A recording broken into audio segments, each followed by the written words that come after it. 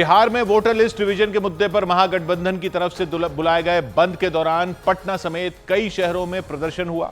कई जगहों पर महागठबंधन के कार्यकर्ता रेल पटरियों पर उतर आए और चुनाव आयोग के वोटर लिस्ट रिवीजन के फैसले का विरोध किया।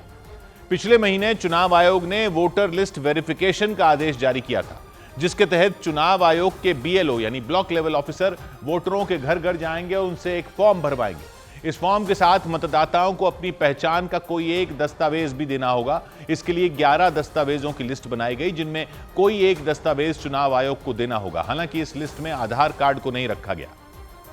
लेकिन चुनाव आयोग के इस फैसले ने बिहार का सियासी तापमान बढ़ा दिया। महागठबंधन ने चुनाव आयोग पर बीजेपी के लिए काम करने का आरोप लगाते हुए बिहार बंद बुला लिया। वोटर पुनरीक्षण के खिलाफ आज महागठबंधन का बिहार में चक्का जाम है और यह तस्वीर पटना के सचिवालय हाल्ट का है, जहां पर पप्पू यादव के समर्थक रेल पटरी पर उतरकर और हंगामा कर रहे हैं। पूर्णिया से निर्दलीय सांसद और महागठबंधन के सदस्य पप्पू यादव ने चुनाव आयोग के खिलाफ नारेबाजी की। चुनाव आयोग होश में आओ। पप्पू यादव ने वोटर लिस्ट रिवीजन के फैसले पर सवाल उठाए। क्या नागरिकता पूछेंगे? इतने दिनों से हम वोट कैसे दिए? आधार कार्ड की क्या वैल्यू है? पप्पू यादव और उनके समर्थकों के अलावा पटना में RJD, कांग्रेस और लेफ्ट पार्टियों के कार्यकर्ता भी सड़कों पर उतरे। महागठबंधन की पार्टियों से जुड़े लोगों ने बिहार के 8 शहरों में ट्रेनें रोकी और 10 से ज्यादा हाईवे पर जैम लगाकर वोटर लिस्ट रिवीजन का विरोध किया। लेकिन वोटर लिस्ट रिवीजन के विरोध में बुलाए गए बिहार बंद के दौरान पटना समेत कई शहरों में हंगामा और बवाल और आगजनी भी हुई। पटना के दानापुर इलाके में सड़कों पर उतरे RJD के कार्यकर्ताओं ने BS कॉलेज के पास सड़क जाम कर दी। प्रदर्शनकारियों ने दानापुर और दीघा को जोड़ने वाली सड़क पर पुराने टायरों को रखकर उनमें आग लगा दी। और चुनाव आयोग के वोटर लिस्ट रिवीजन के फैसले को लेकर केंद्र सरकार के खिलाफ नारेबाजी की। बिहार बंद के दौरान सैकड़ों की संख्या में RJD कार्यकर्ता BS कॉलेज के पास दानापुर दीघा मेन रोड पर इकट्ठा हुए। इस दौरान कुछ कार्यकर्ता सड़क पर बैठकर नारेबाजी करते दिखे, तो कुछ कार्यकर्ताओं ने सड़क जाम करने के लिए पुराने टायरों और लकड़ी के टुकड़ों में आग लगा दी। हंगामे के दौरान दानापुर दीघा मेन रोड पूरी तरह बंद हो गया। दानापुर की तरह पटना के मनेर इलाके में नेशनल हाईवे 30 पर भी RJD के कार्यकर्ताओं ने प्रदर्शन किया। वहां भी सड़क के बीचों बीच पुराने टायरों को जलाया गया। प्रदर्शन के दौरान पटना शहर में तो कांग्रेस के कई कार्यकर्ता सड़क पर लेट गए। इसी दौरान वहां से बीजेपी का झंडा लगी हुई एक गाड़ी जाती दिखी। कांग्रेस के कुछ समर्थक उस गाड़ी के सामने आ गए। उन्होंने चुनाव आयोग के खिलाफ और राहुल गांधी के समर्थन में नारे लगाने शुरू कर दिए।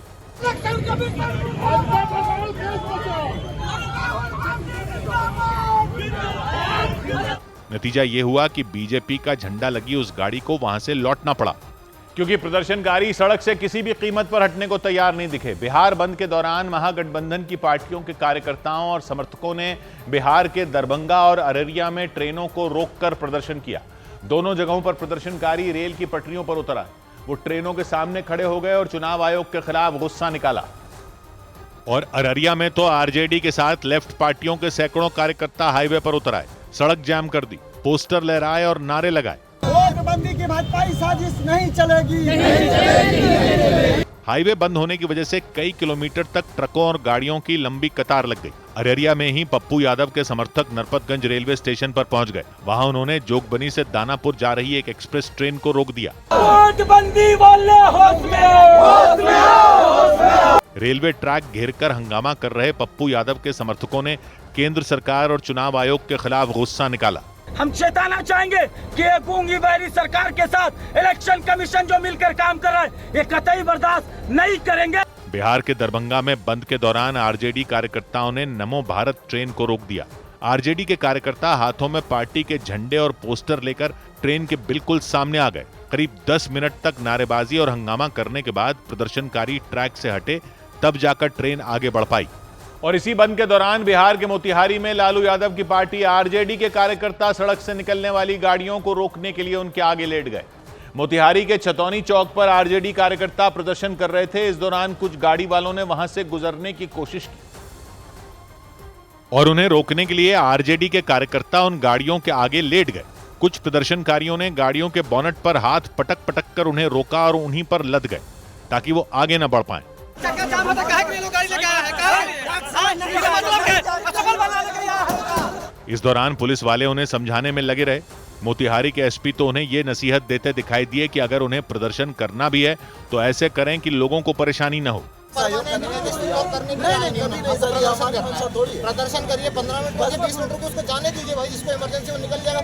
आरजेडी के इस बिहार बंद में कई बुजुर्ग कार्यकर्ता भी नजर आए। एक बुजुर्ग तो अकेले ही एक ट्रक को रोकने की कोशिश करते दिखे। उनके अलावा कई और प्रदर्शनकारी हाथों में बड़े बड़े बैनर लेकर पहुंचे और उन्होंने मोतिहारी के छतौनी चौक पर चक्का जाम कर विरोध जताया। और बिहार के पूर्णिया में तो इस बंद की वजह से एक मरीज की मुश्किलें बढ़ गईं। वहां एक महिला को उनके परिवार के लोग एक ई रिक्शा में बैठाकर अस्पताल की तरफ ले जा रहे थे, लेकिन प्रदर्शनकारियों ने उस रिक्शे को बीच में ही रोक लिया। जैसे ही उन्होंने वो रिक्शा रोका, उस मरीज के परिजन भड़क गए और उनमें एक महिला तो सीधा प्रदर्शनकारियों से ही भिड़ गई। इस दौरान उस ई रिक्शे पर वो महिला भी दिखी जिन्हें अस्पताल ले जाया जा रहा था। हालांकि प्रदर्शनकारियों ने जब उस ई रिक्शे को वहां से निकलने की इजाजत देने से मना किया तो मरीज के परिवार का गुस्सा और बढ़ गया। इसके बाद तो वो महिला तब तक नहीं रुकी जब तक उनके लिए रास्ता नहीं खोला गया। वो रास्ता इसलिए बंद किया गया था क्योंकि उससे थोड़ा आगे चौक पर महागठबंधन के कार्यकर्ता और नेता धरने पर बैठे हुए थे। सड़क पर बैठे उन प्रदर्शनकारियों में किसी के हाथ में कांग्रेस का झंडा दिखा तो किसी के हाथ में आरजेडी का। महागठबंधन की पार्टियों में शामिल कार्यकर्ताओं ने दावा किया कि बिहार में एनडीए चाहे कितना भी जोर लगा ले, उसकी सरकार नहीं बनने वाली। दुनिया का कोई उपाय कर लेगा, लेकिन इस बार महागठबंधन छोड़ के उसकी जीत नहीं होने वाली। इस प्रदर्शन को देखते हुए पहले ही पूर्णिया के कई इलाकों में पुलिस वालों को अलर्ट पर रखा गया था।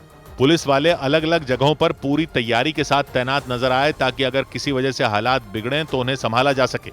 लेकिन वोटर लिस्ट रिवीजन के खिलाफ बिहार बंद के दौरान पटना में कांग्रेस नेता राहुल गांधी और तेजस्वी यादव एक साथ नजर आए। दोनों नेता पटना में चुनाव आयोग के दफ्तर तक निकाले गए महागठबंधन के विरोध मार्च में एक साथ एक ही ट्रक पर सवार दिखाई दिए। महागठबंधन में शामिल पार्टियों के हजारों कार्यकर्ता पटना में आयकर गोलंबर से शुरू हुए विरोध मार्च में शामिल हुए। नेताओं की गाड़ियों और कार्यकर्ताओं का काफिला विरोध जताने के लिए चुनाव आयोग के दफ्तर की तरफ आगे बढ़ा, लेकिन राहुल गांधी और तेजस्वी यादव का काफिला वहां तक पहुंच पाता, इससे पहले कि उनका काफिला वहां तक पहुंच पाता, पुलिस वालों ने उसे रोक दिया। और राहुल गांधी और तेजस्वी यादव जिस ट्रक पर सवार थे उसके पहिए भी थम गए। पुलिस ने चुनाव आयोग के दफ्तर से पहले ही सड़क पर बैरिकेडिंग लगा दी थी। रोके जाने के बाद प्रदर्शनकारी नाराज हो गए। वो किसी भी कीमत पर चुनाव आयोग के दफ्तर तक पहुंचने की कोशिश करते दिखे। जो महागठबंधन के नेता कार्यकर्ता हैं वो इस बैरिकेडिंग को बार बार तोड़ने का प्रयास कर रहे हैं, आगे बढ़ने का प्रयास कर रहे हैं। प्रदर्शनकारियों को रोकने के लिए पुलिस वाले बैरिकेडिंग के दूसरी तरफ किसी दीवार की तरह खड़े रहे। तेजस्वी यादव ने वोटर लिस्ट रिवीजन को केंद्र सरकार की साजिश बताया।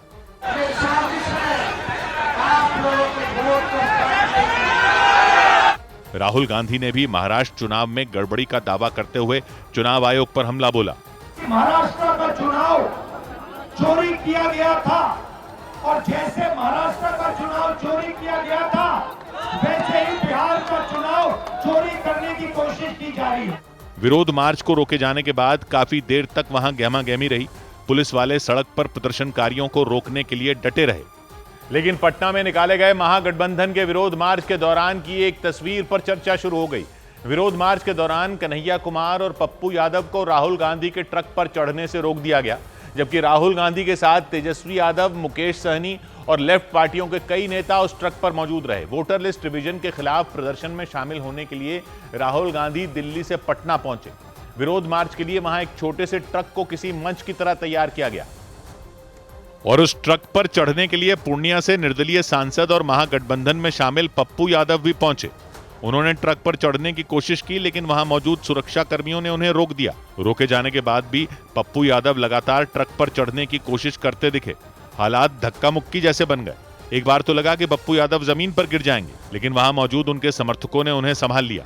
ट्रक पर चढ़ने से रोके जाने के बाद पप्पू यादव वहां से लौट गए। सांसद पप्पू यादव के अलावा कांग्रेस नेता कन्हैया कुमार को भी राहुल गांधी के साथ ट्रक पर चढ़ने से रोक दिया गया। ट्रक पर चढ़ने से रोके जाने के बाद कन्हैया कुमार भी वहां से जाते दिखे। महागठबंधन के विरोध मार्च के दौरान सामने आई इन तस्वीरों को लेकर चर्चा शुरू हो गई। इधर उत्तराखंड के पिथौरागढ़ में बादल फटने से हाहाकार मच गया।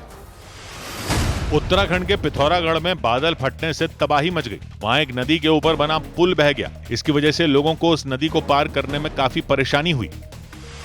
उत्तराखंड के ऋषिकेश में गंगा नदी के तेज बहाव में एक महिला और उनकी बेटी बह गईं। इसके बाद एसडीआरएफ की टीम नदी में उनकी तलाश में जुट गई। जानकारी के मुताबिक वो दोनों मध्य प्रदेश से राम कथा सुनने के लिए वहां पहुंचे थे।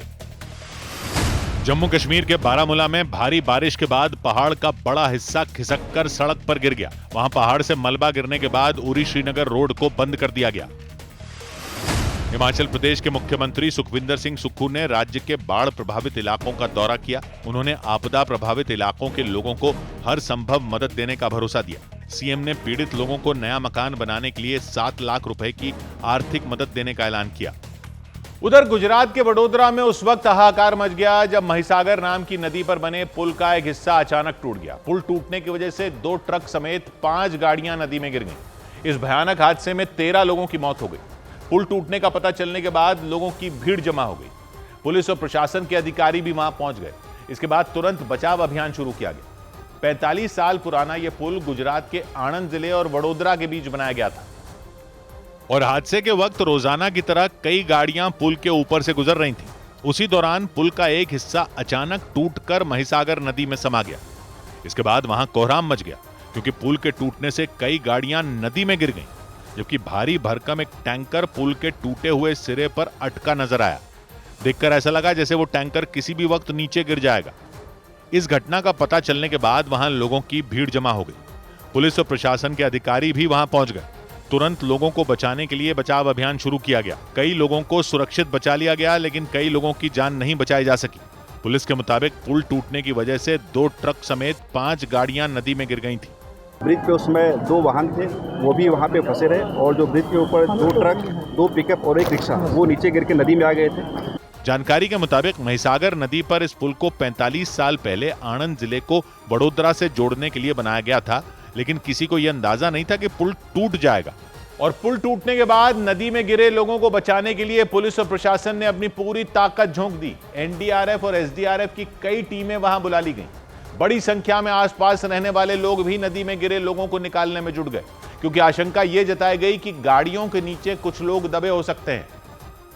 और इसीलिए वडोदरा प्रशासन की तरफ से लोगों को बचाने के लिए बड़े पैमाने पर बचाव अभियान शुरू किया गया। एनडीआरएफ के जवान नदी से लोगों को निकालते और उन्हें स्ट्रेचर पर रखकर वहां से ले जाते नजर आए। इसके अलावा एनडीआरएफ और एसडीआरएफ के जवान नावों की मदद से नदी में लोगों को ढूंढने में जुटे रहे। उसी दौरान नदी में एक महिला अपने परिवार को बचाने के लिए मदद के लिए चीखती नजर आई। बाद में उन्हें नदी से बाहर निकाला गया, लेकिन उनके पति की हादसे में मौत हो गई। इसके बाद नदी में गिरे 2 ट्रकों को निकालने के लिए वहां क्रेन बुलाई गई, क्योंकि आशंका यह जताई गई कि उसके नीचे कुछ लोग दबे हो सकते हैं।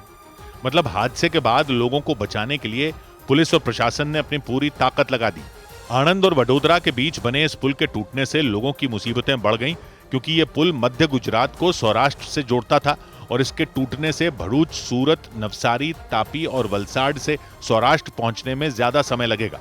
लोगों को सौराष्ट्र जाने के लिए अहमदाबाद होते हुए लंबा रास्ता लेना पड़ेगा। वडोदरा में हुए इस हादसे पर प्रधानमंत्री नरेंद्र मोदी ने दुख जताया और मरने वालों के परिवारों को 2 लाख और घायलों को 50,000 रुपए आर्थिक मदद देने की घोषणा की। इस बीच झारखंड के धनबाद में पुलिस ने दावा किया कि उसने एक डाक पार्सल वैन यानी चिट्ठियों को लाने ले जाने वाली गाड़ी से शराब की बड़ी खेप बरामद की। इस मामले में 2 लोगों को गिरफ्तार कर लिया गया। पुलिस के मुताबिक शराब की इन बोतलों को पश्चिम बंगाल से लाकर धनबाद के रास्ते बिहार भेजा जा रहा था, जबकि बिहार में शराबबंदी लागू है। और इसकी जानकारी मिलते ही पुलिस ने शराब की उन बोतलों को जब्त कर लिया। हैरान कर देने वाली बात यह रही कि इस बड़ी खेप को डाक पार्सल वैन से लाया जा रहा था, यानी चिट्ठियों को लाने वाली गाड़ी में शराब की बोतलें रखी हुई थी ताकि किसी को शक ना हो। पुलिस के मुताबिक चेकिंग अभियान के तहत जब उस गाड़ी को रोका गया तो उसके ड्राइवर ने उसे भगाने की कोशिश की, लेकिन वो कामयाब नहीं हो सका। पुलिस की जांच में ये जानकारी सामने आई कि अवैध शराब की तस्करी पहले भी कई बार की गई थी। उनके द्वारा बताया गया, एक्सेप्ट किया गया कि अवैध शराब का परिवहन वो लोग निरंतर कई बार पूर्व में भी ले जा चुके हैं और लगातार कर रहे थे। दावा किया गया कि इस खेप को शराबबंदी वाले राज्य बिहार में भेजने की तैयारी थी। पुलिस के मुताबिक तस्करों का प्लान था कि जब्त की गई गाड़ी को पश्चिम बंगाल से झारखंड के धनबाद होते हुए बिहार के गया तक पहुंचाया जाए, ताकि शराब की बोतलें पटना और दूसरे जिलों में पहुंच सकें। पुलिस इस मामले में शामिल दूसरे लोगों की तलाश में भी जुट गई। इधर राजस्थान के चुरू में वायुसेना का एक जैगुआर फाइटर जेट ट्रेनिंग के दौरान हादसे का शिकार हो गया। इस घटना में विमान में सवार 2 पायलटों की मौत हो गई। बाद में वायुसेना ने इस हादसे की जांच के आदेश दे दिए ताकि पता चल सके कि हादसे की वजह क्या थी। ट्रेनिंग के लिए उड़ा ये फाइटर जेट अचानक चुरू के रतनगढ़ इलाके में जमीन पर गिर गया। लड़ाकू विमान के गिरते ही उसमें धमाके के बाद आग लग गई। उसका मलबा चारों तरफ फैल गया। गिरने की आवाज इतनी तेज थी कि उसे सुनकर आसपास के कई लोग हादसे वाली जगह पर पहुंच गए। वहां विमान के कई हिस्से चारों तरफ बिखरे हुए दिखे। कुछ हिस्सों में आग लगी हुई थी। लोगों ने तुरंत पुलिस को खबर दी। इसके बाद पुलिस और दमकल विभाग की टीमें वहां पहुंची और उन्होंने आग को बुझाया, लेकिन तब तक जैगुआर फाइटर जेट में बैठे 2 पायलटों की मौत हो चुकी थी। उन्होंने राजस्थान के श्रीगंगानगर जिले में मौजूद सूरतगढ़ एयरबेस से उड़ान भरी थी, लेकिन अचानक ये फाइटर जेट चुरू के रतनगढ़ इलाके में क्रैश हो गया। पिछले 5 महीने में ये वायुसेना का तीसरा जैगुआर लड़ाकू विमान रहा जो हादसे का शिकार हुआ। इस बीच जम्मू कश्मीर में सलाल डैम के गेट खोले जाने के बाद पाकिस्तान में बाढ़ का खतरा बढ़ गया।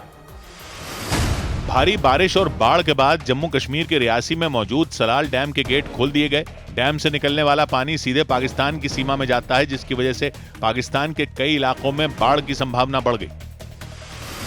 राजस्थान के झुंझुनू में लगातार हुई मूसलाधार बारिश ने कोहराम मचा दिया। वहां सड़कों पर बारिश का पानी भर गया और एक दुकान के आगे पानी भर जाने की वजह से सब्जियों से भरी कई थैलियां डूबी नजर आईं। केंद्रीय मंत्री जेपी नड्डा हिमाचल प्रदेश के पूर्व सीएम जयराम ठाकुर के साथ मंडी पहुंचे। वहां पर उन्होंने बाढ़ और बादल फटने से आई आपदा में प्रभावित परिवार के लोगों से मुलाकात की। उन्होंने केंद्र सरकार की तरफ से पीड़ित लोगों की मदद का भरोसा दिया। छत्तीसगढ़ के दंतेवाड़ा में गांव वालों से भरी एक नाव नदी में पलट गई। जानकारी के मुताबिक वो लोग बाजार से खरीदारी करने के बाद नाव में बैठकर नदी पार कर रहे थे, लेकिन अचानक वो नाव पलट गई। इस हादसे में एक लड़के के लापता होने की खबर सामने आई। उधर पश्चिम बंगाल के सिलीगुड़ी में पुलिस पर पथराव की वजह से वहां के हालात बिगड़ गए। पथराव की वजह से वहां भगदड़ मच गई। आसमान से गिरते पत्थरों से बचने के लिए पुलिस के जवान भाग खड़े हुए। इसके बाद पुलिस ने बवाल कर रहे लोगों को खदेड़ने के लिए उन पर आंसू गैस के गोले दागे। बवाल इसलिए हुआ क्योंकि वहां एक क्रिकेट मैच के दौरान 2 गुटों के लोग आपस में भिड़ गए। दुकानों और गाड़ियों में तोड़फोड़ की गई। इसके बाद पुलिस अधिकारियों ने लोगों को समझाने की कोशिश की ताकि झगड़े को खत्म किया जा सके, लेकिन हालात तब खराब हो गए जब बवाल कर रहे लोग पुलिस के जवानों से उलझ गए और उन पर पत्थरों की बारिश शुरू कर दी। पथराव की वजह से वहां भगदड़ मच गई। आसमान से गिरते पत्थरों से बचने के लिए पुलिस के लोग सड़क किनारे मौजूद दुकानों की ओट में छिपने की कोशिश करते नजर आए। अधिकारियों ने लोगों से पथराव रोकने की अपील की, लेकिन इसके बाद भी वहां के हालात जस के तस बने रहे। बाद में पुलिस ने भी मोर्चा संभाला और फिर बवाल कर रहे लोगों को खदेड़ने के लिए उन पर आंसू गैस के गोले दागने शुरू कर दिए। आंसू गैस के गोले छोड़ने के बाद पुलिस के जवान लाठियां लेकर पत्थर फेंक रहे लोगों के पीछे दौड़ पड़े। कई लोगों को पुलिस ने हिरासत में भी ले लिया। ये पूरा बवाल सिलीगुड़ी के बगराकोट इलाके में हुआ। बताया गया कि क्रिकेट मैच के दौरान 2 गुटों के लोग आपस में भिड़ गए थे। बाद में क्रिकेट मैच के उस झगड़े ने हिंसक रूप ले लिया। कुछ दुकानों और गाड़ियों में तोड़फोड़ भी की गई। हालांकि पुलिस ने बवाल कर रहे लोगों को खदेड़कर हालात संभाल लिए। इधर मध्य प्रदेश के चित्रकूट में पुलिस ने दावा किया कि एक व्यक्ति ने खुद को मरा हुआ दिखाने की साजिश रची ताकि उन्हें बैंक का लाखों रुपए का लोन न चुकाना पड़े। पुलिस के मुताबिक सुनील सिंह नाम के आरोपी ने इसके लिए एक दूसरे व्यक्ति को अपनी कार में जिंदा जला दिया। इसके बाद सबने यह मान लिया कि इस हादसे में उनकी मौत हो गई। दावा किया गया कि आरोपी सुनील ने यह साजिश लोन से बचने और बीमे की रकम हासिल करने के लिए रची थी। जांच में यह जानकारी भी सामने आई कि इस काम में सुनील सिंह की पत्नी भी शामिल थी। पुलिस ने दावा किया उन दोनों ने मिलकर पूरी प्लानिंग के साथ एक ऐसे व्यक्ति को चुना जिनका अपना कोई परिवार नहीं था। ऐसा इसलिए किया गया ताकि उस व्यक्ति की मौत के बाद कोई उनकी तलाश में ना आए और वो उनके शव को सुनील सिंह का शव बताकर उन्हें मरा हुआ दिखा सकें। पुलिस के मुताबिक शुरुआत में सब कुछ उनकी प्लानिंग के मुताबिक ही हुआ था। पुलिस ने भी मान लिया था कि 30 जून को चित्रकूट के राजापुर थाना इलाके में सड़क के किनारे जो कार जल गई थी उसमें सुनील सिंह ही थे। उनकी पत्नी ने बाद में शव की पहचान की थी और उनके परिवार ने अंतिम संस्कार भी कर लिया था। लेकिन उन दोनों की साजिश का पता तब चला जब पुलिस ने शव का डीएनए टेस्ट कराने का फैसला लिया। दावा किया गया कि इस पर उनकी पत्नी ने आनाकानी की, जिसके बाद पुलिस को शक हुआ। इस बीच पुलिस को यह खबर मिली कि सुनील सिंह जिंदा है। ये 2 करोड़ रुपए बीमा का लेने के लिए इन्होंने पूरा षड्यंत्र किया, जिसमें इनकी पत्नी भी शामिल रही और अंततः जब नहीं कहीं इनकी दाल गली है तो फिर सारे तथ्यों को इन्होंने स्वीकार किया। पुलिस ने हत्या के आरोप में उन्हें और उनकी पत्नी को गिरफ्तार कर लिया। पुलिस के मुताबिक उन दोनों ने मिलकर विनय चौहान नाम के व्यक्ति को खूब शराब पिलाई और जब वो बेहोशी की हालत में पहुंच गए तो उन्हें अपनी कार में बैठा दिया। इसके बाद वो उन्हें लेकर एक सुनसान इलाके में गए और वहां जाकर उन्होंने कार में रखे गैस सिलेंडर का स्विच ऑन कर दिया। इसकी वजह से कार जलकर राख हो गई थी। उधर महाराष्ट्र के वाशिम जिले में राज ठाकरे की पार्टी एमएनएस के कार्यकर्ताओं ने एक टोल प्लाजा पर तोड़फोड़ कर। टोल प्लाजा पर मौजूद कर्मचारियों के मुताबिक एमएनएस कार्यकर्ता टोल के पैसे लिए जाने पर भड़क गए। वो अपनी गाड़ी से उतरे और बुनियादी सुविधाओं की कमी और अधूरी सड़क का हवाला देते हुए हंगामा शुरू कर दिया। और हंगामा ही नहीं, थोड़ी ही देर में एमएनएस के कार्यकर्ताओं ने टोल प्लाजा पर तोड़फोड़ शुरू कर दी। उनके गुस्से को देखते हुए टोल प्लाजा पर मौजूद कर्मचारी बुरी तरह डर गए। जान बचाने के लिए वो टोल बूथ से निकल गए क्योंकि तोड़फोड़ कर रहे एमएनएस के दोनों कार्यकर्ताओं के सिर पर मानो खून सवार था। वो बिना रुके टोल प्लाजा पर तोड़फोड़ करते रहे। एमएनएस कार्यकर्ताओं ने अकोला नांदेड़ हाईवे पर बने धुमका तोंडगांव टोल प्लाजा पर करीब 20 मिनट तक बवाल किया। उन्होंने आरोप लगाया कि टोल वसूले जाने के बावजूद वहां कोई भी बुनियादी सुविधा मौजूद नहीं थी। तोड़फोड़ करने वाले गजानन वेरागडे और उमेश तोलमारे ने यह भी आरोप लगाया कि कनेर गांव तक सड़क बनी ही नहीं, जबकि काफी वक्त से टोल की जबरन वसूली की जा रही है। हंगामे के दौरान टोल प्लाजा का एक कर्मचारी फोन पर किसी को बवाल की सूचना देता दिखाई दिया। हेलो, ये टोल फोड़ रहा है। खबर मिलने के बाद पहुंची पुलिस की टीम ने बवाल शांत करवाया।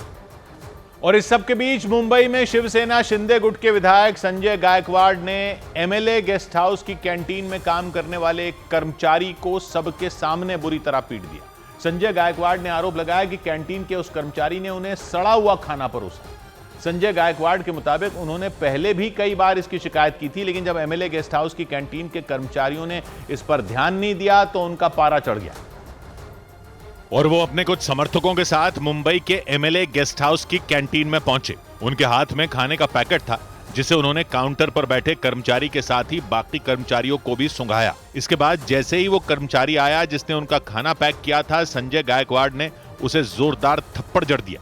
थप्पड़ और घूंसों की मार से वो जमीन पर जा गिरा।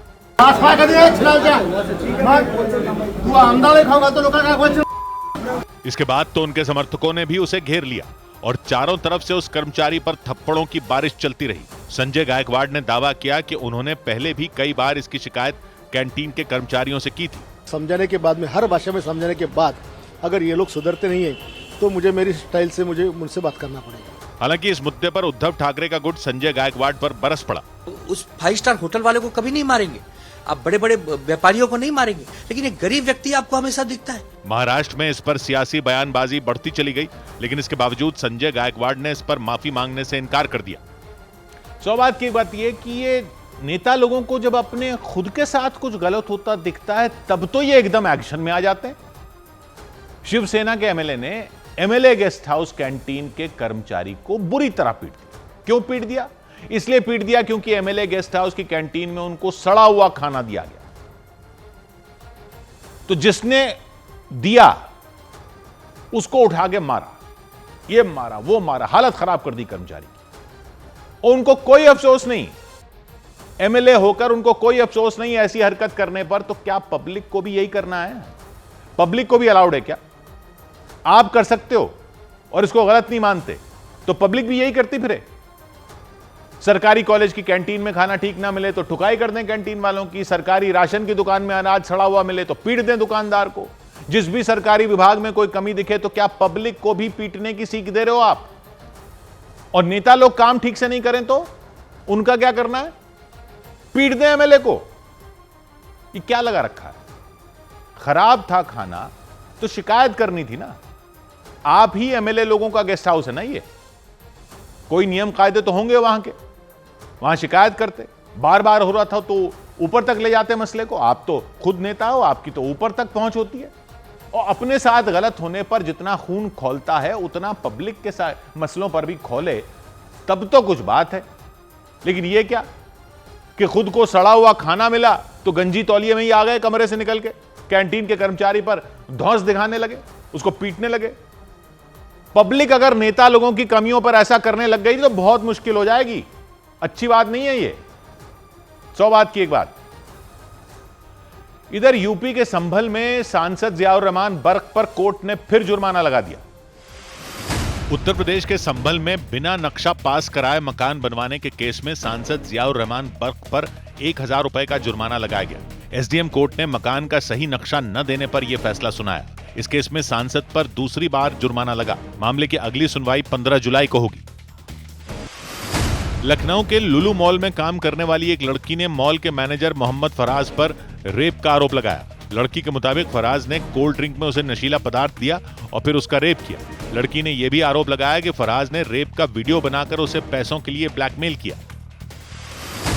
पंजाब के गुरदासपुर में पुलिस ने 2 AK-47 राइफल, 2 हैंड ग्रेनेड और कई जिंदा कारतूस बरामद किए। पुलिस के मुताबिक ये हथियार पाकिस्तान से भारत की सीमा में भेजे गए थे। पुलिस ने इन हथियारों का कनेक्शन खालिस्तानी आतंकी हरविंदर रिंदा से होने की आशंका जताई। उत्तर प्रदेश के मुख्यमंत्री योगी आदित्यनाथ ने अयोध्या पहुंचकर राम मंदिर और हनुमानगढ़ी में दर्शन किए। उन्होंने श्री राम जन्मभूमि तीर्थ क्षेत्र ट्रस्ट से जुड़े लोगों से मुलाकात की और मंदिर निर्माण के बारे में जानकारी ली। इस बीच हरियाणा के करनाल में मामूली कहासुनी के बाद 2 पक्षों के बीच जमकर मारपीट हो गई। इस दौरान न सिर्फ कई धारदार हथियार लहराए गए बल्कि फायरिंग भी की गई। मारपीट की इस घटना में कई लोग घायल हो गए। बाद में पुलिस ने कार्रवाई करते हुए कुछ लोगों पर केस दर्ज कर लिया। क्योंकि मारपीट, तोड़फोड़ और फायरिंग से पूरे इलाके में दहशत का माहौल बन गया। दोनों पक्षों के कई लोग धारदार हथियारों से एक दूसरे पर हमला करने की कोशिश करते नजर आए। इस बीच नीले रंग की शर्ट पहने एक आदमी धारदार हथियार लेकर सफेद रंग की एक गाड़ी के नजदीक पहुंचा। वो वहां खड़े लोगों को डराने की कोशिश करने लग गया, लेकिन उन्होंने भी जवाब में हथियार दिखाए तो वो शांत हो गया। हालांकि बाद में जब उसके कई दोस्त वहां पहुंचे तो उन्होंने दूसरे पक्ष के लोगों की जमकर पिटाई कर दी। इसके साथ ही उन्होंने कई गाड़ियों के शीशे तोड़ दिए। कुछ लोग हवा में फायरिंग करते भी दिखे। ये पूरा बवाल बीच सड़क पर हुआ। इसकी वजह से वहां अफरा तफरी मच गई। दूसरे लोग डर के मारे इधर उधर भागते दिखाई दिए। इसके बाद मामला पुलिस तक पहुंचा तो पुलिस ने कार्रवाई शुरू कर दी। अटेम्प्ट टू मर्डर और आर्म्स एक्ट का पर्चा मुकदमा दर्ज किया है, जिसकी तफ्तीश जारी है।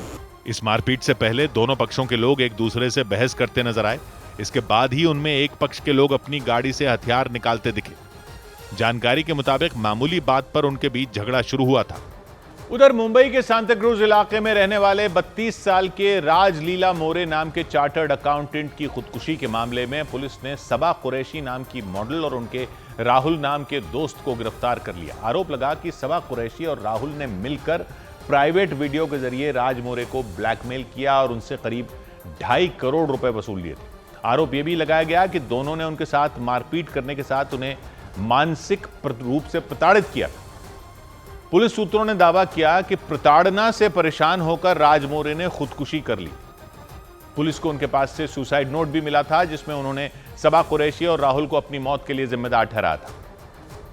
जिसके बाद मुंबई पुलिस ने आत्महत्या के लिए उकसाने और वसूली करने के आरोप में सबा कुरैशी और उनके दोस्त राहुल को गिरफ्तार कर लिया।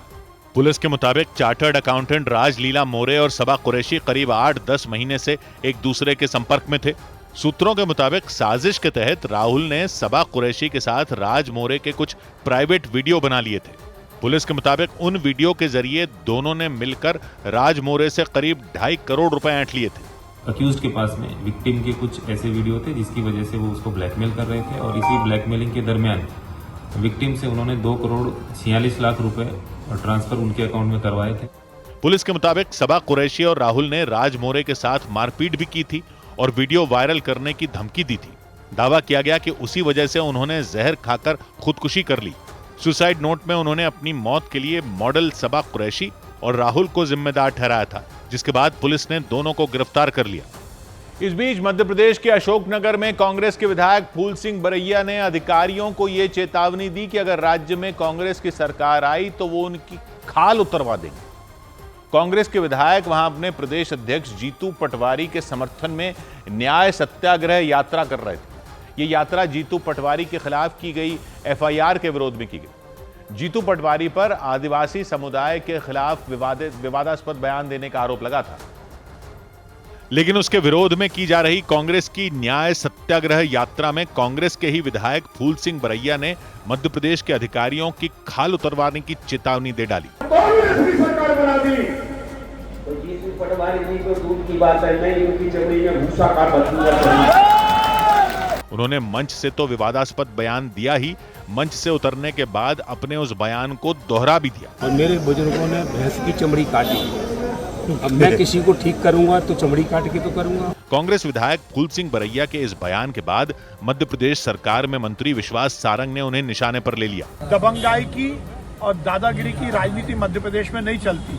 विश्वास सारंग ने तो ये हिदायत भी दे डाली कि अगर कांग्रेस के नेता इस तरह की बयानबाजी करते रहेंगे तो मध्य प्रदेश से उनका सूपड़ा भी साफ हो सकता है। इधर राजा रघुवंशी के परिवार ने आरोपियों के नार्को टेस्ट के लिए याचिका दाखिल कर दी।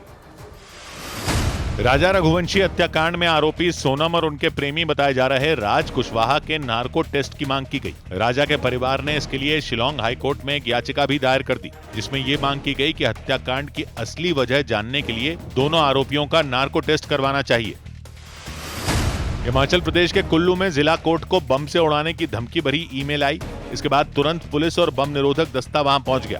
पुलिस ने कोर्ट परिसर को खाली करवाकर उसे सील कर दिया और लोगों के वहां आने जाने पर पाबंदी लगा दी। मुंबई पुलिस ने गायक यासिर देसाई के खिलाफ केस दर्ज कर लिया। उन पर खतरनाक स्टंट करने का आरोप लगाया गया। हाल ही में यासिर देसाई का सोशल मीडिया पर एक वीडियो वायरल हुआ था। उसमें वो एक गाने की शूटिंग के लिए बांद्रा वर्ली सी लिंक पर खड़े नजर आए थे। उसी मामले में उन पर केस दर्ज किया गया। दिल्ली के नजदीक उत्तर प्रदेश के नोएडा में गैस सिलेंडर लीक होने से आग लग गई। नोएडा के सेक्टर 87 इलाके में एक 4 मंजिला इमारत में आग भड़की और वहां बड़ी संख्या में लोग फंस गए। इसके बाद दमकल विभाग की 6 गाड़ियों ने आग पर काबू पाया। उधर जम्मू कश्मीर के अनंतनाग में बादल फटने से तबाही मच गई। वहां कई सड़कें और कुछ रिहायशी इलाके बारिश के पानी में डूब गए। भयानक बाढ़ के साथ बहकर आया मलबा सड़कों पर इकट्ठा हो गया, जिससे लोगों को भारी परेशानी का सामना करना पड़ा। जिसके बाद प्रशासन की तरफ से मशीनों के जरिए सड़कों से मलबा हटाने का काम शुरू किया गया। क्योंकि बादल फटने के बाद हुई भारी बारिश ने हाहाकार मचा दिया। वहां सड़क पर मटमैले पानी की तेज धार बहती नजर आई और पानी के साथ बहकर आए मलबे ने सड़क पर कब्जा कर लिया।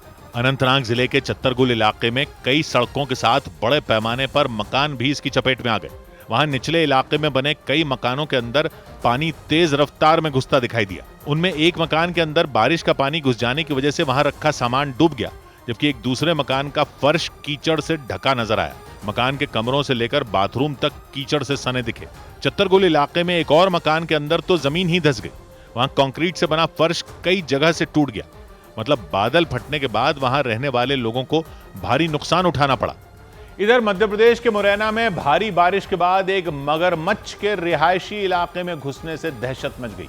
वहां बारिश की वजह से नदी नालों में उफान आ गया और वो मगरमच्छ सैलाब में बहकर एक गांव के एक तालाब में पहुंच गया। और तालाब के किनारे उस 7 फीट लंबे मगरमच्छ के दिखते ही गांव के लोग घबरा गए। उन्होंने इसकी जानकारी वन विभाग को दी और वन विभाग की टीम वहां पहुंचकर उसे पकड़ने की कोशिश में जुट गई। बताया गया कि मुरैना के सरायछोला इलाके में उस मगरमच्छ को पकड़ने में 3 घंटे से ज्यादा का वक्त लग गया। इस दौरान वहां बड़ी संख्या में लोग इकट्ठा हो गए और वन विभाग की टीम उसे पकड़ने के लिए जद्दोजहद करती रही। वन विभाग की टीम ने काफी देर तक उसके तालाब से बाहर निकलने का इंतजार किया। इसके बाद टीम ने गांव के कुछ लोगों की मदद से उस मगरमच्छ को कई रस्सियों से बांध दिया। फिर तो कई लोग मिलकर उस मगरमच्छ को खींचकर तालाब से दूर ले जाते दिखाई दिए। उन्होंने उसे एक बोरी में डाला और रिहायशी इलाके से दूर ले जाकर चंबल नदी में सुरक्षित छोड़ दिया। इस बीच मध्य प्रदेश के छतरपुर में कुछ लोग काठन नाम की नदी की उफनती लहरों के बीच फंस गए। बताया गया कि वो सभी लोग किसी काम से नदी के पास गए थे, लेकिन नदी में अचानक पानी बढ़ने से वो वहां फंस गए। उनके चारों तरफ पानी भर गया, लेकिन कई घंटों की मशक्कत के बाद टापू पर फंसे लोगों को बचा लिया गया। तेज लहरों से निकलने के बाद उन लोगों के चेहरों पर सुकून देखने को मिला। गांव के दूसरे लोग भी उन्हें देखने के लिए वहां पहुंच गए। ये घटना छतरपुर जिले की बड़ा मलहरा तहसील में मौजूद बराज नाम के एक गांव की रही। जानकारी के मुताबिक उस गांव के लोग खेतों में काम कर रहे थे। इस दौरान काठन नाम की नदी में अचानक बाढ़ आ गई। इस वजह से 2 नदियों के बीच बने उस टापू के चारों तरफ पानी का बहाव तेज हो गया और वो लोग वहीं फंस गए। पानी का बहाव इतना तेज रहा कि उनकी सांसें अटक गईं। इस बात की जानकारी मिलते ही प्रशासन हरकत में आ गया। इसके बाद उस टापू पर फंसे लोगों को बचाने के लिए राहत बचाव दल की टीम को बुला लिया गया।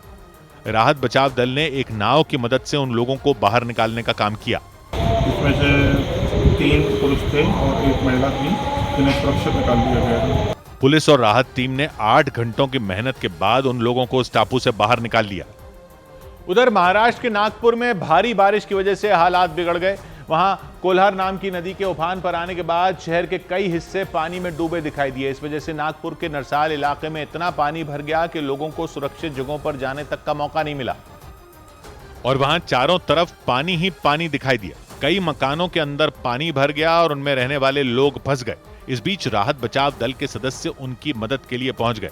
उन्होंने एक नाव की मदद से उन मकानों में फंसे लोगों को निकालकर सुरक्षित जगहों पर पहुंचाने का काम शुरू किया। इस दौरान राहत बचाव दल के सदस्य हाथ से उस नाव को खींचते नजर आए। उन्होंने मकानों में फंसे पालतू जानवरों को भी वहां से निकाला। उन मकानों के अलावा वहां की सड़कों का नामो निशान मिट गया। चारों तरफ मटमैले पानी का कब्जा दिखाई दिया। नागपुर के नरसाल इलाके में मूसलाधार बारिश की वजह से कोहराम मच गया। नागपुर की नाग नदी हो, नागपुर के तालाब हो, वो उफान पर है और नागपुर में इसी तरह का दृश्य हर जगह अब देखने को मिल रहा है। नागपुर के एक दूसरे इलाके में सड़कों पर इतना पानी भर गया कि लोग मोटरसाइकिल खींचने के लिए जोर लगाते दिखे। पैदल चलने वाले लोगों की भी हालत खराब दिखाई दी। वहां पानी घुस जाने की वजह से कई दुकानों को बंद कर दिया गया। इसके साथ ही कई स्कूलों को भी बंद कर दिया गया। इधर उत्तर प्रदेश के सुल्तानपुर में कई घंटों की बारिश के बाद सरकारी बस अड्डे की दीवार गिरने से हड़कंप मच गया। वहां लगातार हो रही बारिश की वजह से दीवार की नींव कमजोर होकर ढह गई। वो दीवार बिजली के खंभों पर गिर गई, जिसकी वजह से कई घरों की बिजली ठप हो गई, क्योंकि वो दीवार अचानक भरभराकर सड़क की तरफ गिर गई। दीवार के पीछे का सारा पानी सड़क पर आ गया। सड़क पर चारों तरफ कीचड़ और मलबा इकट्ठा हो गया। गनीमत ये रही कि हादसे में किसी को कोई नुकसान नहीं हुआ। हालांकि वो दीवार कई बिजली की तारों और खंभों को अपने साथ लेकर गिरी। यही वजह रही कि वहां कई घरों की बिजली गुल हो गई। सुल्तानपुर के बस अड्डे के पास दीवार गिरने से लोग परेशान नजर आए। वहां जैम जैसे हालात हो गए और रास्ते से गाड़ियों का गुजरना मुश्किल हो गया। इस वजह से नगर पालिका और बिजली विभाग पर लोगों का गुस्सा फूट पड़ा।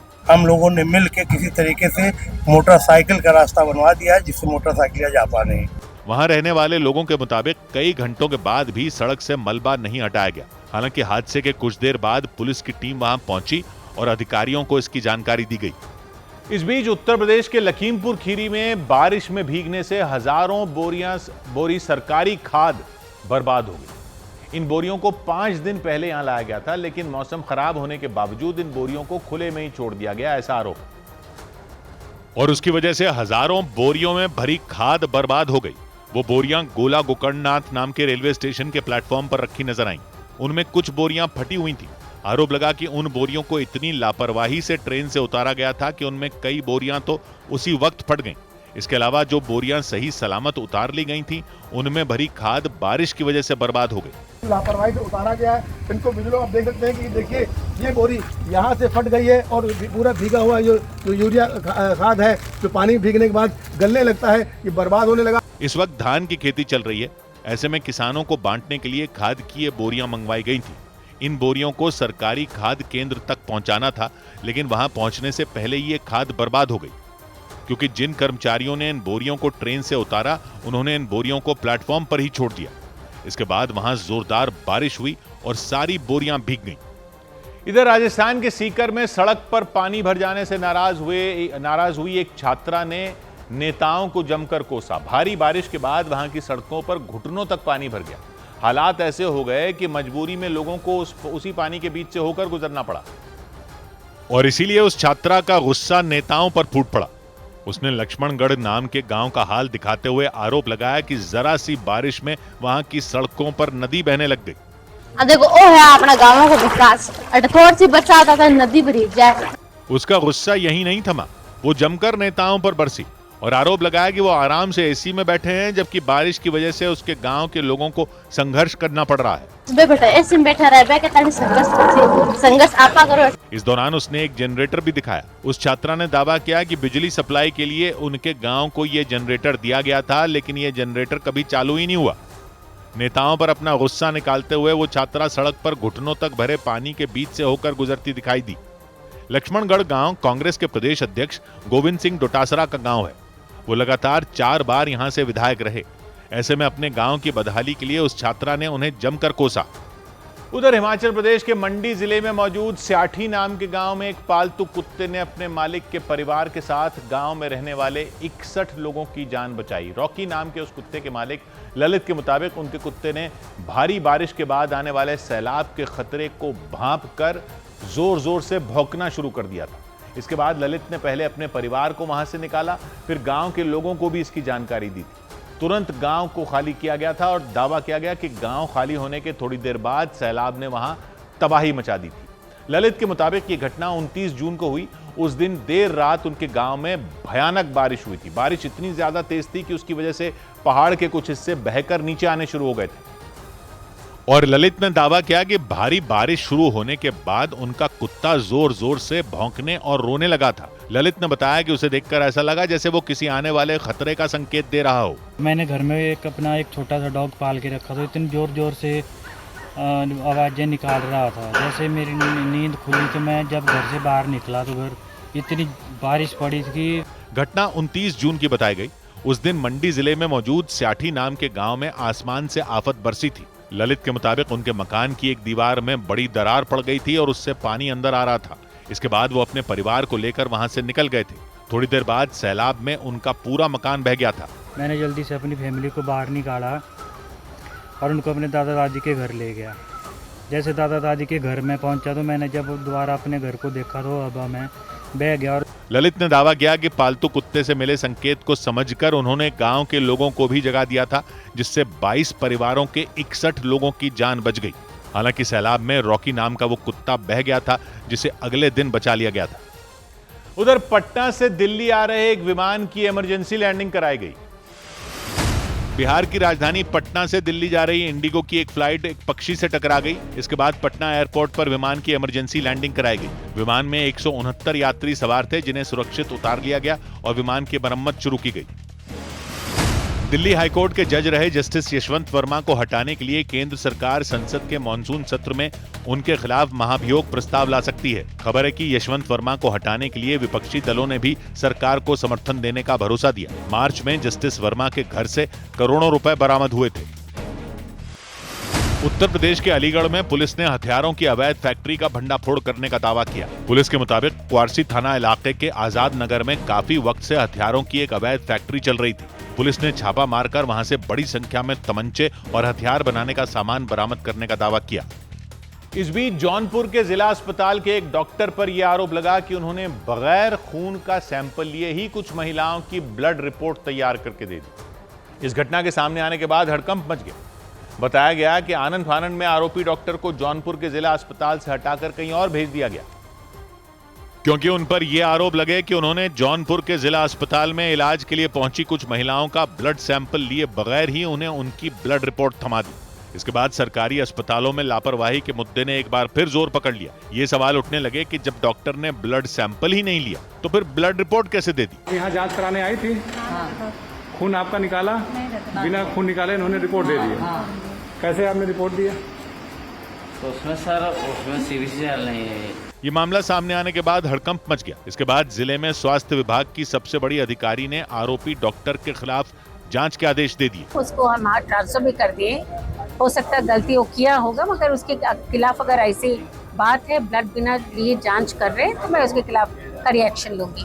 स्वास्थ्य विभाग ने जानकारी दी कि ये घटना 23 जून की थी, जिसके बाद आरोपी डॉक्टर का ट्रांसफर किया जा चुका है। स्वास्थ्य अधिकारी ने भरोसा दिया कि जांच में अगर आरोपी डॉक्टर दोषी पाए गए तो उनके खिलाफ सख्त एक्शन भी लिया जाएगा। उधर इंग्लैंड ने तीसरे टेस्ट मैच के लिए तेज गेंदबाज जोफ्रा आर्चर को टीम में शामिल कर लिया। इंग्लैंड ने लॉर्ड्स में होने वाले तीसरे टेस्ट मैच के लिए अपनी टीम का ऐलान कर दिया। तीसरे टेस्ट मैच के लिए इंग्लैंड की टीम में तेज गेंदबाज जोफ्रा आर्चर को शामिल किया गया। आर्चर ने करीब 4 साल बाद इंग्लैंड टेस्ट टीम में वापसी की। आईसीसी ने टेस्ट क्रिकेट में बल्लेबाजों की जो नई रैंकिंग जारी की, उसमें इंग्लैंड के बल्लेबाज हैरी ब्रूक पहले पायदान पर पहुंच गए।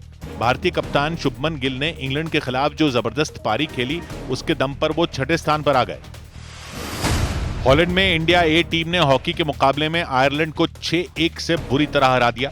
India A hockey team Europe के दौरे पर है, जहां उसके मुकाबले आयरलैंड, फ्रांस, हॉलैंड, बेल्जियम और इंग्लैंड की टीमों से होंगे। इस बीच मध्य प्रदेश के उज्जैन में महाकाल की शाही सवारी के दिन स्कूलों की छुट्टी करने के ऐलान पर विवाद खड़ा हो गया। उज्जैन में सोमवार को महाकाल की शाही सवारी निकाली जाएगी। इसे देखते हुए कलेक्टर ने आदेश जारी किया कि रविवार को स्कूल खुले रहेंगे और सोमवार को छुट्टी रहेगी। और इस आदेश के सामने आते ही कांग्रेस बीजेपी पर हमलावर हो गई। कांग्रेस विधायक आरिफ मसूद ने इस आदेश को संविधान के खिलाफ बताया। कल दूसरे समाज के लोग, दूसरे धर्म के लोग भी आवाज उठाएंगे, फिर क्या करोगे? तो संविधान से देश चलेगा ना। एक देश एक संविधान की बात करने वालों को सोचना चाहिए। इसके बाद बीजेपी ने भी पलटवार करने में देर नहीं की। मध्य प्रदेश सरकार में मंत्री विश्वास सारंग ने कांग्रेस विधायक आरिफ मसूद पर निशाना साधा।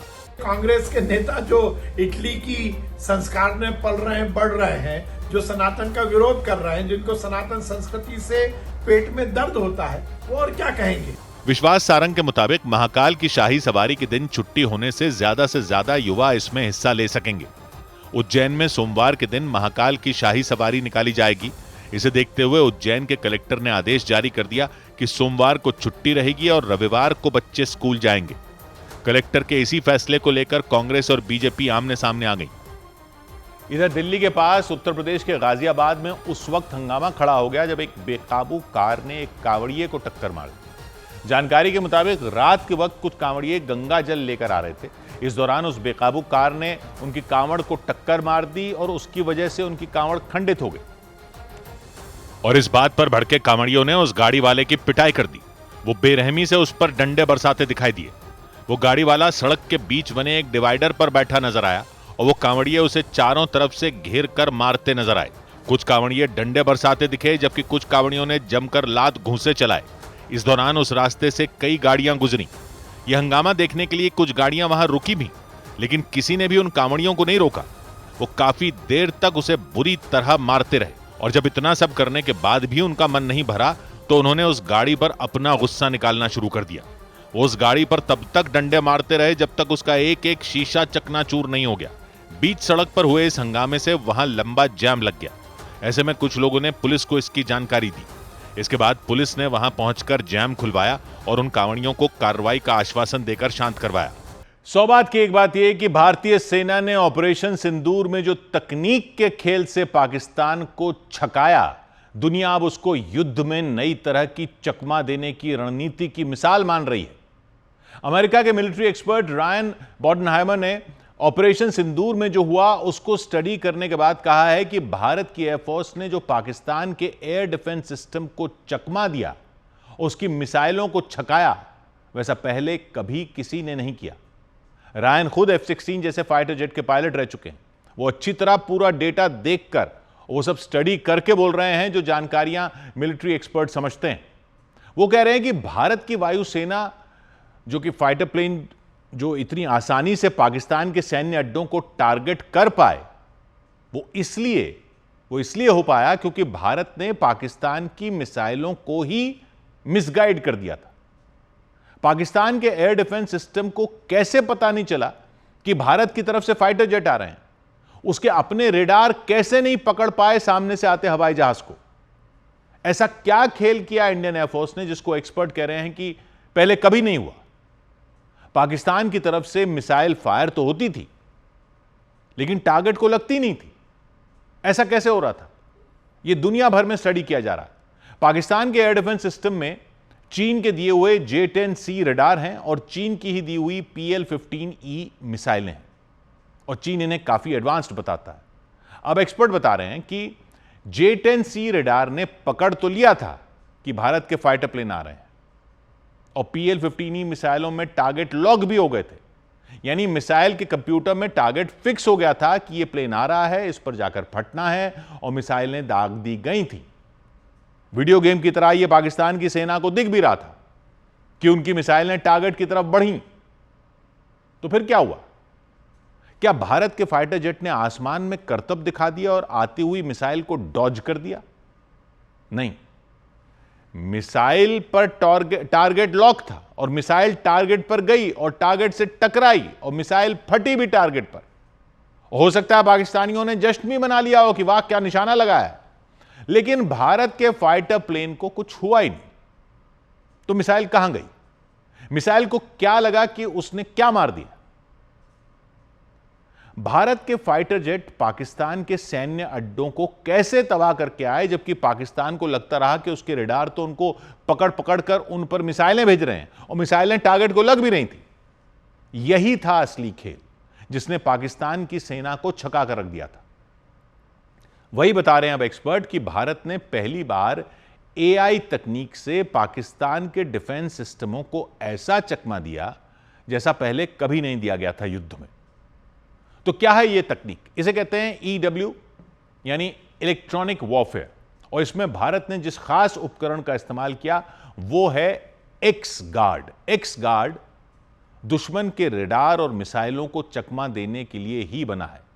यह AI यानी आर्टिफिशियल इंटेलिजेंस से ऐसे इलेक्ट्रॉनिक सिग्नल निकालता है जो दुश्मन के रडार को पकड़ लेते, दुश्मन के रडार उसको पकड़ लेते हैं और यह समझकर पकड़ लेते हैं कि यह फाइटर जेट का सिग्नल है, और उस पर डिफेंस सिस्टम फायर कर देता है फिर मिसाइल, और मिसाइल जाकर लगती है एक्स गार्ड को, यह समझकर कि फाइटर प्लेन को लगी, लेकिन वो तो सिर्फ प्लेन का सिग्नल निकाल रहा होता है और मिसाइल वेस्ट हो जाती है। तो ये कैसे काम करता है ये समझिए। पहले तो ये समझ लीजिए कि ये एक्स गार्ड बनाया है राफेल नाम की कंपनी ने। कौन सी कंपनी ने?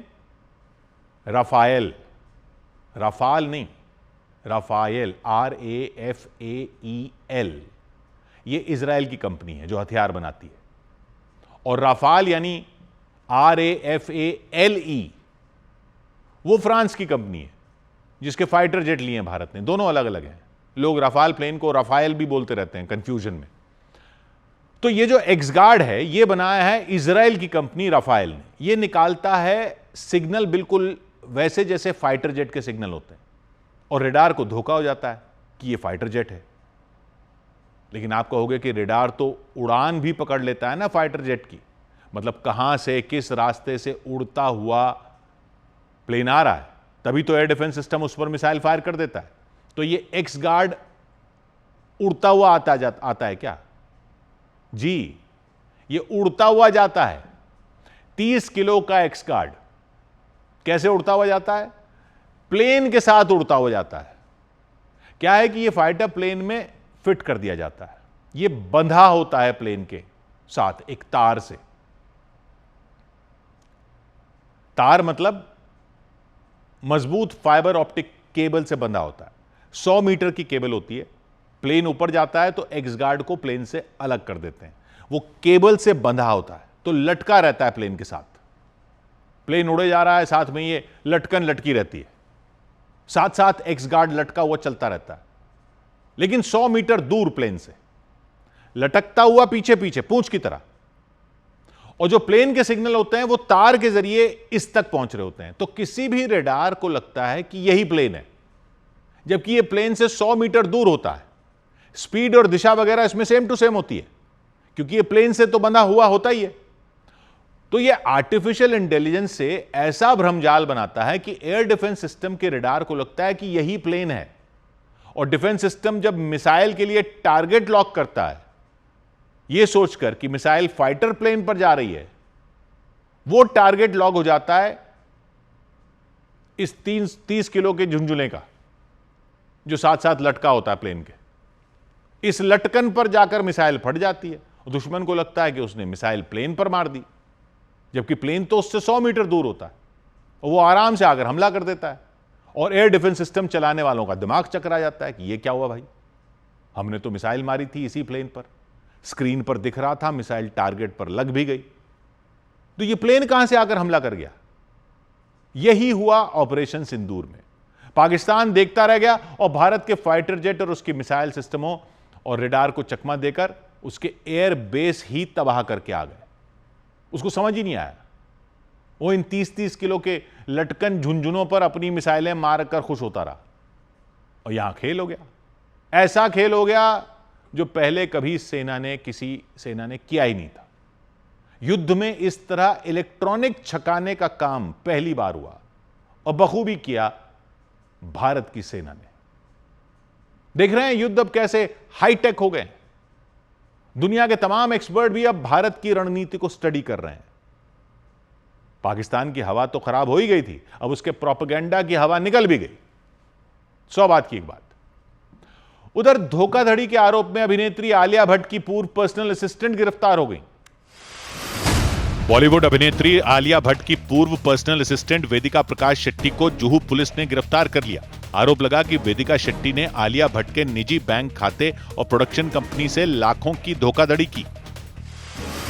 सीबीआई ने धोखाधड़ी और जालसाजी केस में करीब 25 साल से फरार चल रही आरोपी मोनिका कपूर को अमेरिका में गिरफ्तार कर लिया। आरोप है कि मोनिका और उनके 2 भाइयों राजन खन्ना और राजीव खन्ना ने मिलकर फर्जी दस्तावेज के जरिए टैक्स चोरी और जालसाजी की थी। 1999 में मोनिका कपूर जांच से बचने के लिए अमेरिका भाग गई थी।